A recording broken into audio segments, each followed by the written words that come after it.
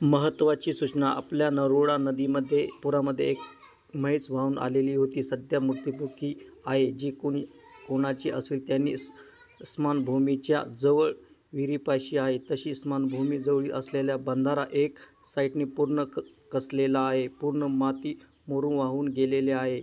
नदीत पाणी पातळी वाढल्यानंतर कोणीही त्या पुलावर जाऊ नये. आत्ताच आलेल्या हवामान अंदाजा पुढील 3 तासात बीड, जालना, लातूर, सोलापूर या जिल्ह्यांमध्ये काही ठिकाणी विजांसह कडकडाट, मध्यम ते जोरदार पाऊस पडण्याची शक्यता आहे. तसेच 40 ते 50 किमी प्रति तास वेगाने वादळी वारे वाहतील असा अंदाज आहे. तसेच दुपारी 2 वाजता गोदावरी नदीपात्रात 1,79,208 क्युसेस पाणी सोडणार आहे. तरी नदीकाठी असलेल्या सर्व शेतकऱ्यांना नम्रतेची विनंती आहे. कोणी पलीकडे जाऊ नये.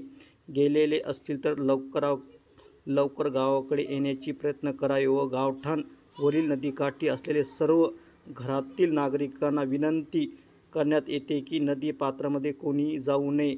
आपण आपल्या गुराढोराची काळजी घ्यावी. परिस्थिती बघता आपली राहण्याची व्यवस्था 4-5 जागेवर करण्यात आलेली आहे.